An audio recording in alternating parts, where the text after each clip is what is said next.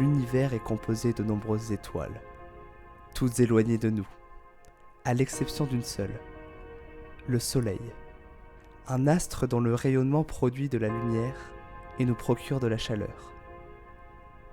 Au long des siècles, les hommes lui ont porté un grand respect.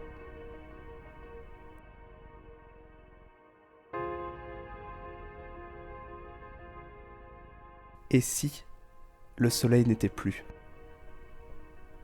C'est justement l'histoire qui vous est racontée. Après l'aggravement du réchauffement climatique et la stupidité des hommes, les hivers durent 6 mois. 6 mois où l'on entrevoit à peine le soleil, 6 mois où on entrevoit à peine la lumière, 6 mois où on ne sent plus la chaleur.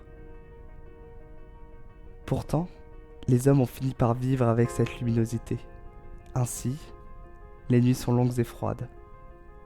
Au fil des années, la population était devenue vagabonde, à la recherche d'une source de lumière, d'une chaleur.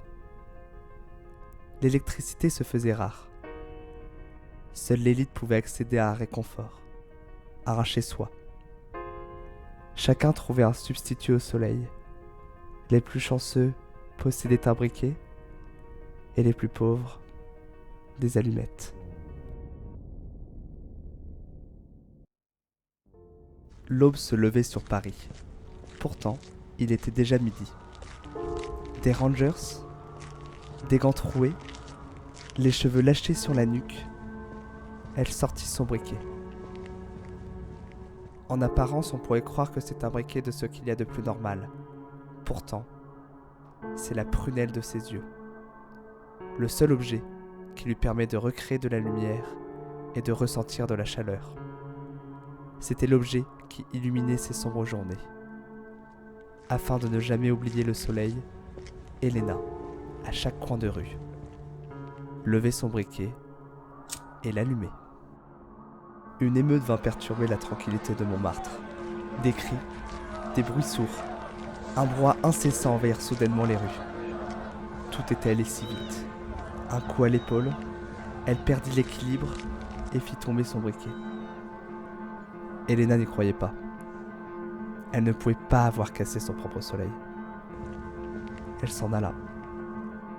Elle connaissait le buraliste, c'était quelqu'un de confiance. Il ouvrit et analysa le briquet. Lui rendit. Il n'y avait plus assez de matière première pour remplacer la pierre. Abasourdie et vide, Elena leva les yeux au ciel cherchant le soleil originel. Elle commença à errer sans trop savoir où aller.